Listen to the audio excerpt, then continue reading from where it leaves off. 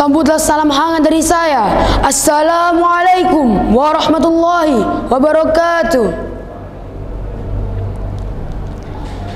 Selamat pagi dan salam sejahtera bagi kita semua.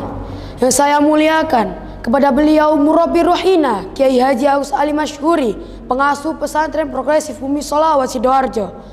Yang saya hormati Ustadz Mahmud Al-Fahmi selaku Kepala SMP Progresif Bumi Sholawat Sidoarjo. Yang terhormat Dewan Juri Skill Assessment Event Literasi Membaca Progression Test 2 yang arif dan bijaksana. Dan juga teman-teman seperjuangan yang sangat saya banggakan. Pertama-tama, marilah kita panjatkan puji syukur kehadirat Allah Subhanahu wa Ta'ala yang telah melimpahkan rahmat dan karunia-Nya sehingga kita dapat menghadiri acara kali ini tanpa kekurangan suatu apapun. Tak lupa sholawat serta salam kita haturkan kepada junjungan Nabi besar kita, Nabi Muhammad Sallallahu Alaihi Wasallam melalui kalimat Allahumma salli ala Sayyidina Muhammad. Rabbi shrah li sadri wa yassir li amri wahlul 'uqdatam min lisani yafqahu qawli. Terima kasih kepada para hadirin yang berbahagia karena telah meluangkan waktu untuk hadir di tempat yang telah disediakan ini untuk mendengarkan pidato dari saya. Sebelum saya memulai pidato, ada pepatah yang mengatakan, tak kenal maka tak sayang. Izinkan saya memperkenalkan diri untuk disayang. Perkenalkan, nama saya Muhammad Kolbi Subara yang akan menyampaikan sebuah pidato berjudul Perkembangan Teknologi Digital. Hadirin yang saya hormati, teknologi sudah menjadi salah satu benda yang sangat akrab dengan umat manusia. Produk teknologi yang sering kita jumpai adalah internet. Teknologi internet sudah mengalami kemajuan hingga saat ini. Dahulu internet sangat jarang dipakai karena pada saat itu masyarakat belum melek teknologi ini. Namun sekarang internet sudah menjadi suatu kebutuhan. Hal ini disebabkan adanya globalisasi. Arus globalisasi berhasil mengakibatkan interaksi secara langsung dan tidak langsung antar umat manusia yang lebih luas.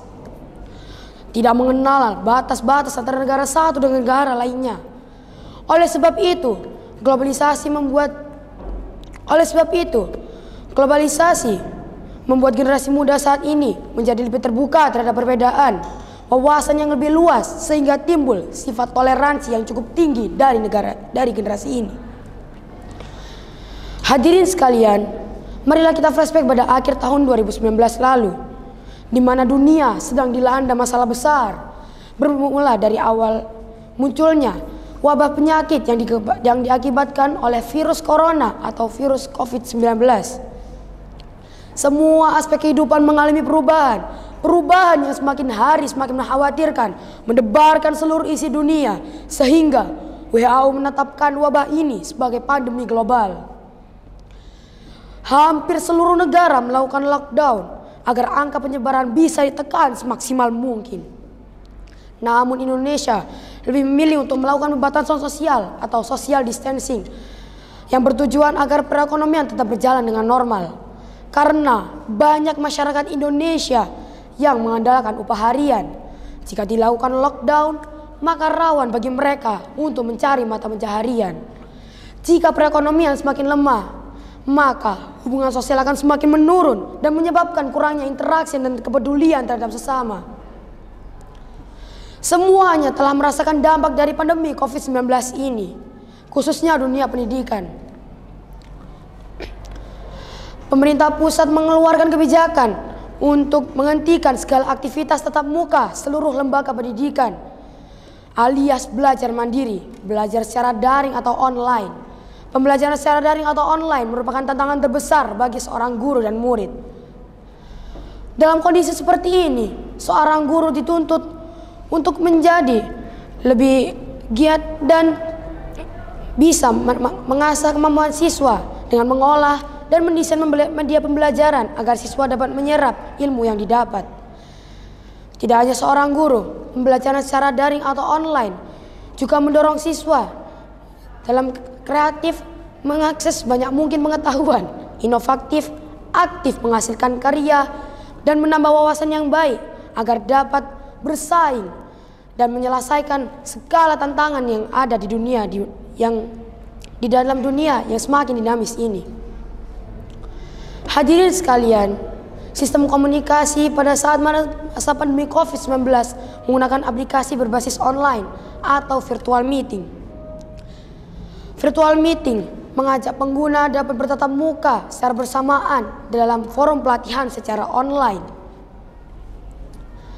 Pada masa awal penggunaan aplikasi tersebut masih awam dalam mengoperasionalkan fitur-fitur yang terdapat pada aplikasi tersebut.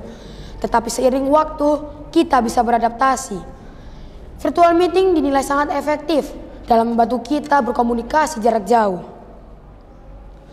Generasi milenial merupakan generasi yang sangat mahir dalam teknologi. Dengan kemampuan dan sarana yang ada, generasi ini memiliki banyak peluang untuk berada jauh di depan dibandingkan dengan generasi sebelumnya. Generasi milenial cenderung lebih tidak peduli terhadap keadaan sosial. Mereka cenderung lebih fokus pada kehidupan, kebebasan, dan hedonisme. Mereka cenderung menginginkan hal yang instan dan tidak menghargai proses. Di era ini, segala sesuatu bergerak dengan cepat. Dunia menjadi tanpa batas. Informasi dapat diperoleh dari mana dan kapan saja. Generasi milenial dituntut untuk mampu dan bijak, terutama dalam penggunaan media sosial. Kita bisa menjadi berguna dan bertambah pintar apabila kita dapat menggunakan media sosial dengan baik dan benar. Namun, kita juga bisa menjadi penyebar hoax dan menjadi bodoh apabila kita tidak dapat menggunakan media sosial dengan baik dan benar. Di era ini, dengan segala kecanggihan teknologi, tingkat persaingan juga akan semakin tinggi. Kualitas kreativitas manusia juga dituntut untuk semakin tinggi. Generasi masa kini harus mampu beradaptasi dengan cepat, melakukan navigasi yang lincah dan tepat untuk mengatasi setiap masalah. Kreativitas sangat diperlukan bagi generasi saat ini. Jika kita kurang kreatif, kemungkinan yang akan terjadi adalah kita dapat tergeser posisi oleh robot atau program komputer. Ini menjadi tantangan terbesar bagi generasi muda saat ini. Hadirin yang saya hormati, mampukah kita menjadi agen perubahan di Indonesia? Dan siapkah kita menjadi penerus dan membangun Indonesia? Jawabannya adalah kita pasti bisa. Kita bisa melakukannya dari hal terkecil terlebih dahulu, seperti bijak dalam penggunaan media sosial serta penguatan digital, baik dari sisi teknis maupun dalam etika berbudaya di dunia digital. Demikian informasi yang dapat saya sampaikan. Semoga pesan singkat yang dapat saya sampaikan ini dapat bermanfaat bagi kita semua. Amin. Apabila ada kata yang kurang berkenan di hati para hadirin, saya mohon maaf yang sebesar-besarnya. Akhir kata saya haturkan terima kasih. Wassalamualaikum warahmatullahi wabarakatuh.